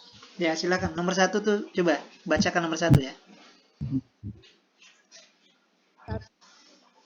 Untuk melakukan ini, organisasi harus membentuk dan melaksanakan program pengelolaan arsip dinamis yang komprehensif, yang meliputi 1. Menentukan arsip apa yang harus dibuat dalam setiap bisnis proses, dan informasi apa yang dibutuhkan untuk dimasukkan ke dalam arsip. Menentukan ya, kalau kita garis bawah itu menentukan dan apa maksudnya itu? Yang nomor 1, menentukan dan Arsip apa yang harus dibuat dalam setiap bisnis informasi, dan informasi apa yang dibutuhkan untuk dimasukkan ke dalam arsip. ya, baik. Kalau Sulastri memahami, maksudnya seperti apa itu? Bahwa arsip dibuat itu dalam rangka kebutuhan di situ ya, ada kebutuhan ya. Atau gimana? Bisa memahami yang satu itu? Arsip dibuat sebagai kebutuhan karena misalnya tuh Pak ya, arsip itu dibuat sebagai bukti Pak ya, bukti sebuah kegiatan. Jadi kalau misalnya kita ada apa-apa, kita tuh terlindungi oleh bukti dari arsip itu Pak. Kayak misalnya foto, kita melakukan kegiatan, terus kita melakukan dokumentasi, itu kan sebagai bukti Pak. Ya, baik, dibuat sebagai bukti. Nah, lalu kemudian di situ prinsipnya adalah katanya kita tentukan tentukan formatnya seperti apa, kemudian tujuannya untuk apa. Nah, gitu. Jadi kita harus ada prinsip itu. Ini kita mau membuat, tadi dicontohkan oleh Sulastri tadi, kamera misalnya kan, dibuat gambar. Berarti kan bagaimana prinsip pembuatannya? Oh, ini dengan metode seperti apa, aplikasi apa. Nah, itu jadi kita tentukan ya. Satu, pertama kita menentukan bagaimana cara buatnya ya, membuatnya. Kemudian yang kedua, penggunaannya untuk apa. Nah, jadi yang pertama itu ada 2 hal yang perlu kita catat ya. Jadi 1, bagaimana lembaga menentukan, kemudian penggunaannya ya. Nah, tujuannya untuk apa, penggunaannya untuk apa, gitu kan. Jadi kalau kita buat surat, nah ini formatnya seperti apa ya. Kita harus punya prinsip yang sesuai dengan standar. Nah, ini kalau ini sudah ditentukan, nah kita sudah aman. Pokoknya kalau membuat surat, oh ini surat untuk MOU. Nah, ini ketentuannya seperti ini ya. Terus gunanya juga untuk kebutuhan ini. Misalnya, oh ini surat untuk membuat SK. Oh ini formatnya seperti ini ya. Jadi harus punya ada prinsipnya ya. Ada prinsip membuat misalnya SK, atau misalnya membuat video misalnya ya, membuat gambar, membuat suara. Nah, itu juga ditentukan ya. Kita tentukan dulu. Jadi pertama adalah prinsipnya ya, kita menentukan sesuai dengan seperti apa ya kesepakatannya, kemudian juga gunanya untuk apa. Baik, 1 ya, itu menentukan ya. Kemudian yang selanjutnya, yang kedua, prinsipnya adalah, kita lihat lagi ya di materi kita. Oke, silakan yang nomor 2 ini. Sulastri sudah ya, Wahyu Adimas, Andriansa sudah ya. Kita mungkin 1 orang lagi aja ya, karena sudah semua ini ya. Risa lagi aja, Risa ya. Risa 2 ini ya. Risa ada? Prinsip ya, prinsipnya 1, kita menentukan ya. Menentukan. Nah, yang kedua, Risa ada?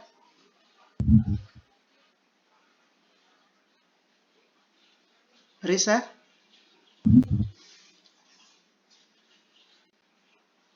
Oke, belum nyambung ya. Kalau tidak Risa, mungkin balik ke Wahyu Adimas lagi. Wahyu Adimas? Iya, Pak. Ya, oke, Wahyu Adimas ini yang dua ini ya, nomor 2 dan nomor 3. Mungkin bacakan saja lah ya. Nomor 2, nomor 3. Nanti kita pahami bersama. Nanti coba silakan bacakan. Kelihatan ini ya? 2. Heeh. Menentukan format dan struktur arsip yang harus dibuat dan dikaptur, serta teknologi yang digunakan. Yang ketiga, menentukan metadata apa yang harus dibuat dalam arsip dan melalui proses arsip, serta bagaimana metadata itu akan secara tepat dihubungkan dan dikelola. Ya. Ya, baik. Ya, terima kasih. Jadi ini kelanjutan dari yang tadi ya. Kalau tadi dari yang awal tadi menentukan apa yang harus dibuat. Nah, sekarang ini sudah benar-benar membuat formatnya ya. Formatnya seperti apa, strukturnya seperti apa gitu ya, harus dibuat. Kalau dalam membuatnya, berarti kan kalau kita mengcapture ini kan capture ini mengambil ya, memotret, memoto atau memfilekan lah bisa juga ya. Jadi bagaimana membuat formatnya? Ini baru menentukan tadi ya, menentukan tujuannya untuk apa, kemudian membuat format. Yang ketiga, menentukan metadata yang bisa terintegrasi ya. Ya, jadi menentukan, kemudian format, gitu aja ya. Kita mungkin metadatanya ya, metadata yang bisa integrasi. Nah, ini sudah 3 ya, 2, 3. Nah, jadi yang kedua tadi, bagaimana kita menentukan formatnya seperti apa. Nah, bahkan kalau di zaman sekarang format itu bisa kita convert ya, kita membuat, karena sudah bentuk file ya, membuat Microsoft Word, nanti di-convert ke PDF, dibalik lagi convert ke JPEG gambarnya ya, dibalik ke audio ya, balik lagi ke video. Bahkan yang gambar itu kita convert, yang tulisan juga ya, kita convert ke JPEG. Nah, JPEG-nya kemudian kita edit lagi masuk, kalau di program aplikasinya seperti apa nih, sudah ditentukan katanya ya. Misalnya kita menggunakan KineMaster misalnya kan gitu ya, untuk ngedit itu kan, untuk format. Nah, itu kan ini tulisan, kita convert menjadi JPEG, kemudian kita masukkan di aplikasi KineMaster. Nah, baru kemudian kita buat animasi di situ ya, kemudian masukkan suara. Nah, jadi ini formatnya seperti apa dan tulisannya apa, aplikasi apa yang digunakan gitu kan untuk membuat. Kalau kita ngetik surat berarti diketik pakai komputer ya. Kalau kita mungkin kalau sekarang kita bisa pakai handphone Pak, ya silakan saja pakai handphone, berarti kan sudah menentukan alatnya. Berarti kan kalau kita dulu membuat alat itu misalnya kita pakai scanner ya, nah, scanner zaman dulu kan. Nah, kalau sekarang sudah kita tentukan saja, daripada kita menggunakan scanner dan kemampuannya terbatas, harus di ruangan. Udah misalnya pegawainya kita belikan HP saja nih, udah pakai HP saja deh pegawainya, nanti kan ini punya fungsinya sama juga, misalnya pakai scanner bisa, untuk merekam bisa, akhirnya menggunakan handphone tapi misalnya untuk lembaga ya, untuk operasional, atau kamera gitu ya, kamera lah misalnya gitu yang sering kita ini ya.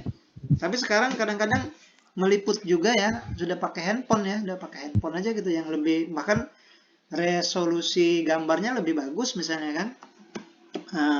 Scannernya sudah berapa macam pilihannya, ada fast scanner, ada cam scanner ya, untuk memotret ya, untuk mengcapture itu kan. Nah, itu ya, berarti sudah ada 3 itu, ada bagaimana menentukannya ya, prinsip-prinsip untuk menentukan arsip apa yang akan dibuat ya. Jadi itu ya, tentukan arsip apa yang akan dibuat ya, apa dibuat. Nah, berarti ini sudah menentukan, tinggal 4 macam tuh, ada tulisan, gambar, audio, dan video ya. Nah, video. Baik, prinsip yang pertama menentukan arsip apa yang akan kita buat. Yang kedua, ya, tentukan formatnya ya. Formatnya berarti kan kalau yang gambar berarti JPEG misalnya, JPEG. Ternyata gambar itu bukan hanya JPEG misalnya kan, berarti kan ini sudah tentukan. Misalnya harus ada PNG, harus ada lagi misalnya GIF ya. Nah, gambar kalau misalnya kita untuk membuat logo di aplikasi background, nah itu tidak bisa misalnya pakai JPEG, wow berarti pakai GIF ya, pakai PNG misalnya kan, pakai PNG. Nah, atau misalnya gambarnya, atau ternyata gambarnya harus bergerak, nah berarti pakai GIF kan. Nah, jadi yang di kedua itu kita sudah menentukan formatnya apa ya. Kemudian audio misalnya kan, audio berarti kan apa MP3 ya, MP2 ya gitu kan. Terus AV apa ya, ada AV apa gitu ya. Ada model-model audio formatnya ya.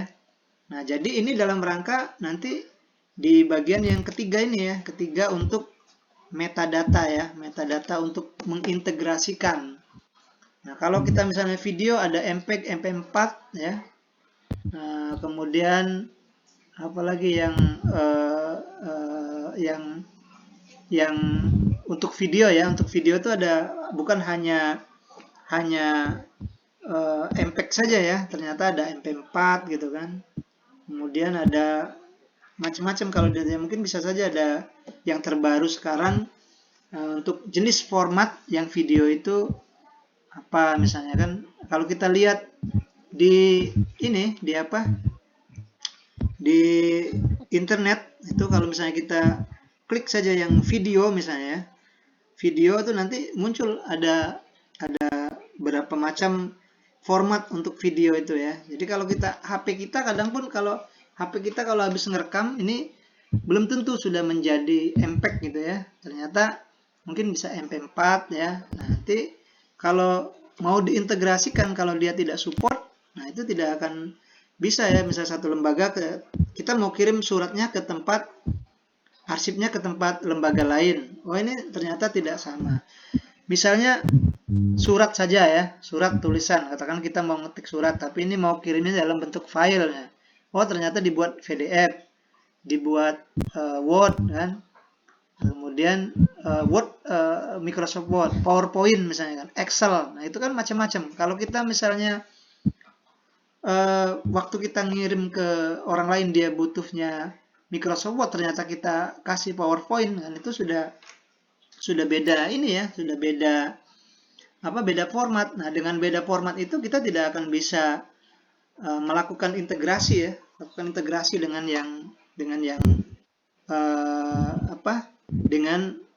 di aplikasi yang ada di lembaga, ataupun suratnya kita tidak bisa digunakan gitu kan. Tidak bisa digunakan karena beda formatnya gitu ya, harus diintegrasi. Nah, itu ya prinsip-prinsip. Ada selanjutnya ini kita maraton karena memang tinggal 10 menit lagi. Yang selanjutnya di sini ada menetapkan ketentuan untuk temu balik. Ya, jelas ya, kita kalau misalnya arsip, karena pada saat terakhirnya memang untuk temu balik. Nah, ini kita gunakan pakai apa temu baliknya ya, untuk klasifikasi suratnya misalnya kan. Atau misalnya kalau sudah elektronik, pakai penelusurannya pakai model apa gitu ya. Ada opaknya lah kalau di katalog di perpustakaan tuh, online akses katalognya seperti apa. Searchingnya, pencariannya ya. Jadi kalau kita mau cari surat, diketik di bagian searching, kemudian menuju ke surat yang surat yang dituju. Nanti kita tinggal ambil filenya gitu. Atau misalnya temu baliknya bukan karena kita belum elektronik. Nah, ini tempatnya di mana gitu, di foldernya yang mana. Nah, itu sudah kita bisa arahkan dengan model aplikasi temu baliknya ya, agar memudahkan aktivitasnya. Nah, kemudian yang selanjutnya ya, nih memutuskan bagaimana mengatur arsip sehingga dapat mendukung ketentuan untuk pengguna. Nah, baik, ini keputusan bersama ya, mungkin dari rapat bersama bagaimana arsip ini bisa digunakan untuk pengguna ya. Kita tentukan seperti apa ketentuan yang kita tetapkan ya. Nah, ini juga prinsipnya, kalau kita sudah dibuat dalam satu format tertentu, nah kita tidak akan mengalami kesulitan dalam ini ya, dalam aktivitasnya. Oke ya, Sulastri masih bunyi sepertinya suaranya ya, masih belum mute itu ya, ada suara mungkin kipas angin apa itu. Oke, selanjutnya 6 ya, ini menilai resiko dipersyaratkan oleh kegagalan untuk memilih. Oke, resiko ini sangat penting ya. Jadi Sulastri masih ada suaranya itu ya. Halo Sulastri. Ya, Sulastri ya, masih mungkin ada suara kipas angin apa itu. Oke, jadi yang selanjutnya adalah kita juga punya prinsip bagaimana menanggulangi resikonya ya. Resiko kalau ada kebanjiran, kalau ada gempa misalnya. Nah, itu sudah kita buat analisis resikonya ya, bagaimana dalam perjalanannya arsip itu agar selamat ya. Nah, risiko-risiko apa yang kita buat. Nah, kalau misalnya di komputer, kita ketik di komputer, ternyata kalau ke delete bagaimana gitu kan. Ternyata di komputer kalau di delete masih ada satu lagi di recall banner. Oh, ada kesempatan satu kali lagi di recall banner. Kemudian kita store dibalikan lagi ya, kemudian bisa kembali lagi gitu kan. Nah, kemudian kalau misalnya ada, oh ini kita harus nyiapkan pengamanan misalnya kan, kalau ada kebakaran harus ada untuk pemadam kebakarannya seperti apa. Nah, itu kalau misalnya ada gempa, oh ini di mana supaya arsip-arsip ini bisa diselamatkan ya. Banjir juga seperti itu ya. Atau minimal filenya kita selamatkan, bentuk fisiknya dalam bentuk file. Kalaupun nanti kena rendam air, nah kita yang file yang scannernya itu kita bisa print kembali, jadi kita bisa selamat. Oke, yang selanjutnya di sini ada yang 7 ya, melestarikannya ya, bagaimana melestarikan arsipnya ya. Tadi yang Bapak sampaikan, kalau misalnya arsip dalam bentuk mikro, bagaimana itu maintenance-nya, dilestarikannya supaya bertahan ya, bertahan. Kalau misalnya kita surat, biar tidak kena biar tidak kena semut, kecoa ataupun rayap ya. Oh, dikasih apa nih arsip ini. Nah, itu kan bagaimana kita memberikan melestarikannya ya. Kemudian memenuhi ketentuan memenuhi ketentuan legal dan regulasi. Regulasi ini keputusan undang-undangnya ya. Kemudian menjamin arsip dipelihara dalam lingkungan yang aman. Oke, tadi ya kita sudah simpen di mana posisinya yang bisa aman ya. Bahkan kalau berkas-berkas penting biasanya disimpan di notaris misalnya kan seperti itu ya. Biasanya kalau kita ada, bukan hanya uang saja dititipkan di bank ya, ternyata surat-surat yang penting kita juga bisa kita titipkan di notaris. Satu saat bisa kita ambil gitu ya, mereka bertanggung jawab, disimpan di satu tempat yang aman misalnya kan. Baik, kemudian menjamin arsip dipelihara selamanya ya, selama diperlukan. Dan terakhir mengidentifikasi, mengevaluasi dan meningkatkan efektivitasnya ya, efisiennya, kemudian prosesnya, kualitasnya, dan tindakan apa yang dihasilkan dari penciptaan dan pengelolaan arsip yang lebih baik. Nah, itu ya, jadi 11 prinsip-prinsipnya itu dibenahi ya di dalam satu lembaga. Kemudian dengan seperti itu maka akan lembaga bisa bertahan ya, karena kita punya prinsip ya, punya dasar ya. Oke, baik. Sebelum nanti kita sekilas ya, ada waktu 5 menit lagi. Coba satu orang saja bertanya ya. Nah, tadi kan Bapak terus yang nanya ya. Oke, silakan dari siapa saja. Siti Wardah atau Aman Maulana. Satu orang ya untuk bertanya dulu, baru kita sambil melihat sekilas ya dari materi yang kita itu ya sebelum Bapak tutup statement closing statement ya. Silakan Siti Wardah mungkin mewakili temannya ya untuk bertanya ke Bapak apa saja ya terkait dengan pengelolaan arsip dinamis ini ya, atau misalnya tentang aktivitas di lembaga, di kantor atau di organisasi. Silakan. Siti Wardah ada? Ya, ada. Ya, silakan. Oke Pak, ini Pak masih belum paham di bagian prinsip-prinsip program pengelolaan arsip dinamis itu yang bagian poin ketiga itu Pak, yang menentukan metadata apa yang harus dibuat dalam arsip dan melalui proses arsip serta bagaimana metadata itu akan secara tepat dihubungkan dan dikelola. Nah, yang maksud metadata itu apa ya Pak? Ya, oke. Metadata ya. Nah, biasanya kan metadata ini untuk untuk mengintegrasikan antara arsip yang satu dengan arsip yang lain ya. Nah, biasanya kalau di pemrograman itu bagaimana nih struktur datanya ya, kemudian juga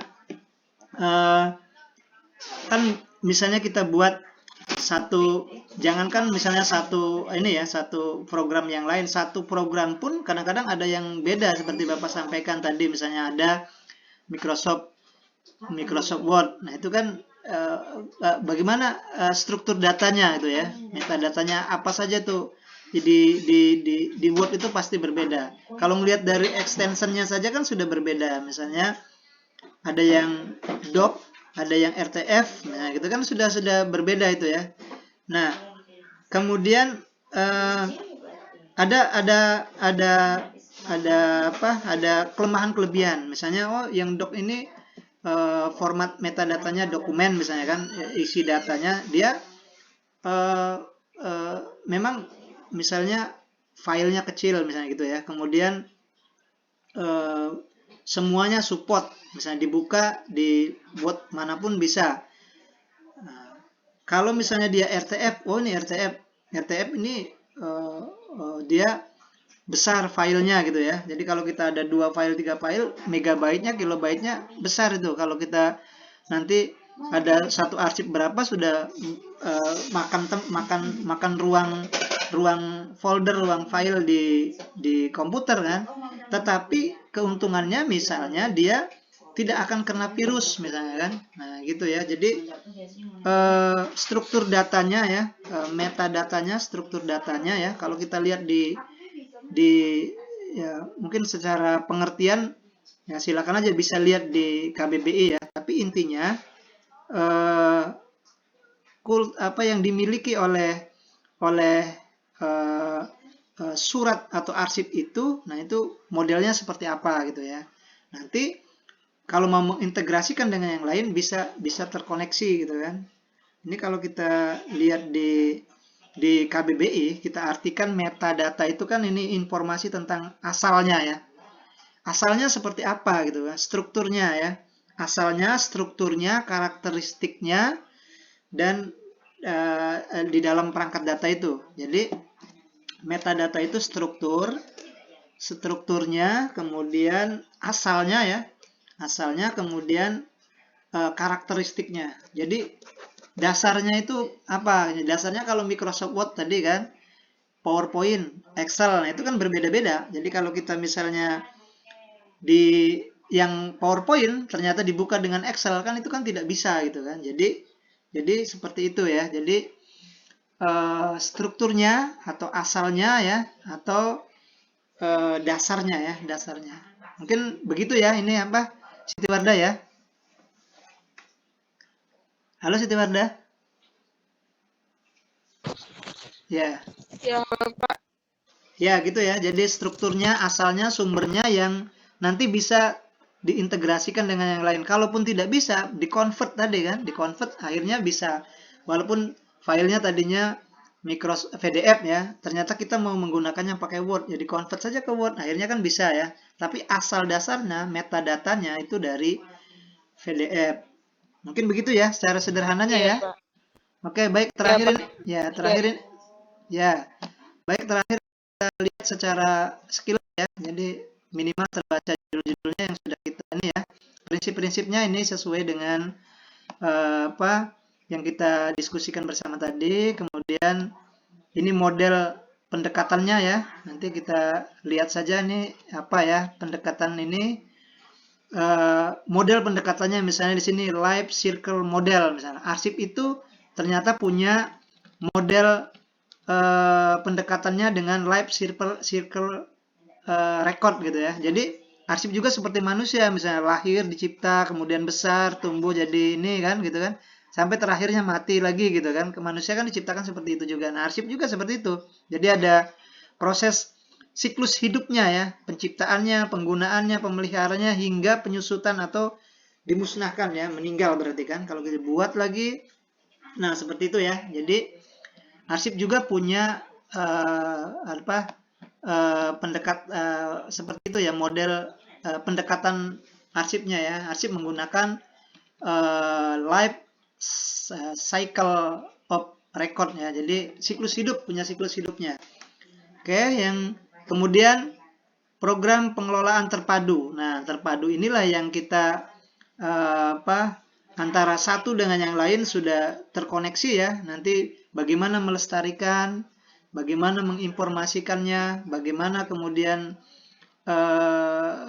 menggunakannya ya sampai pada tingkat pemusnahan tadi sudah terpadu antara satu dengan yang lainnya ya. Nah, kalau kita lihat pengertian dari terpadu kan menyatu ya, sudah menyatu. Nah, kalau kita misalnya lihat di KBBI, terpadu itu sudah dipadukan, kemudian sudah disamakan, ya, kemudian dilebur menjadi satu. Nah, itu jadi kalau program misalnya aplikasi sudah semuanya sudah terintegrasi ya, baik misalnya tulisan, baik maupun suara, maupun video, maupun audio, nah sudah bisa berpadu ya. Kalau kita ini ada arsip, kemudian dalam format apapun bisa dikirimkan, bisa digunakan, bisa dimanfaatkan untuk baik kepada anggotanya maupun kepada pengguna yang lainnya. Nah, itu ya. Jadi secara sederhana kita memahami prinsip-prinsip dalam pengelolaan kearsipan. Kita pahami dulu tadi prinsipnya seperti apa ya, bahwa ini harus punya dasar ya, punya dasar untuk bertindak ya, bertindak untuk melakukan pengelolaan arsip. Kemudian juga kenapa arsip itu penting di dalam satu lembaga tadi sudah digunakan untuk penggunanya, untuk juga pegawainya. Kemudian juga kita punya prinsip-prinsipnya, kemudian juga punya dasar ya, punya bagaimana supaya bisa berjalan, ada model pendekatannya, ada siklus hidupnya ya, bagaimana diciptakan sampai pada pemusnahannya, dan kemudian terpadu antara format satu dengan format yang lain sehingga dengan lembaga lain juga bisa dilaksanakan dengan baik. Mungkin itu ya untuk hari ini, untuk prinsip-prinsip pengelolaan arsip dinamis. Mudah-mudahan bisa dimaksimalkan ya, bisa dipahami. Kemudian kalaupun belum, silakan baca kembali yang materi yang sudah Bapak kirim, atau ini juga kesimpulan rangkuman dari yang ada di modul. Silakan baca modulnya. Kemudian untuk presensinya hanya satu orang yang tidak masuk ya. Ini satu orang yang ini ya, Dwi Puspitasari, memang tidak masuk ya. Memang tidak masuk ya, Siti Wardah? Memang tidak masuk ya. Oke, baik, tidak apa-apa. Ini tapi sudah 8 orang, sudah 97% ya. Alhamdulillah, kita memang karena memang pesertanya cuma ada 9 orang. Baik, itu saja ya untuk web kita yang kedua, prinsip-prinsip pengelolaan arsip dinamis. Mudah-mudahan bermanfaat ya. Semangat terus, selamat berbuka puasa. Sampai jumpa di web berikutnya.